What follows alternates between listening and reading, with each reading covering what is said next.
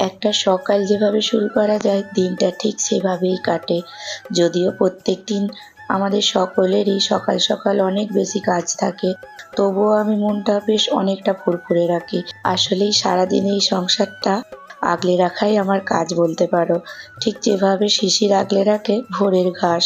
আমার দিনের শুরুই হয় মাকে দিয়ে, তবে বলতে পারো বেশ আনন্দের। এখন হায়দ্রাবাদের গরমের কারণে যতটা সকাল হয় চেষ্টা করি মায়ের পুজো বা উঠানের দিকে সব কাজ একটু সকাল সকাল সেরে নেবার।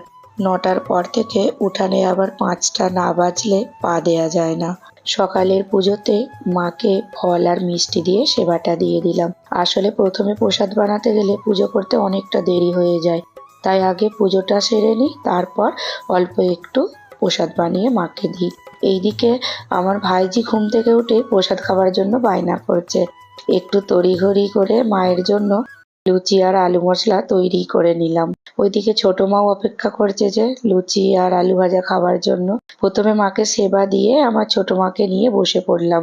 খাওয়া দাওয়া শেষ করে ছোট্ট ছোট্ট অন্যায়ে সবাইকে ব্যস্ত করে রেখেছে। কটা দিন পিসিমণির কাছে থাকতে এসেছে যে, তাই বিরক্ত হলে চলবেই কিভাবে। তবে আমার আবার বাচ্চাদের সাথে সময় কাটাতে অনেকটাই ভালো লাগে। আমাদের বাড়িতেও অনেক কটা বাচ্চা আছে, তাদের সাথেও আমার সময় কখন যে কেটে যায় বুঝতেও পারি না। আমার সাথে সাথে তোমাদেরও দিনটা খুব ভালো কাটুক। তোমরাও অনেক ভালো থেকো আর সুস্থ থাকবে।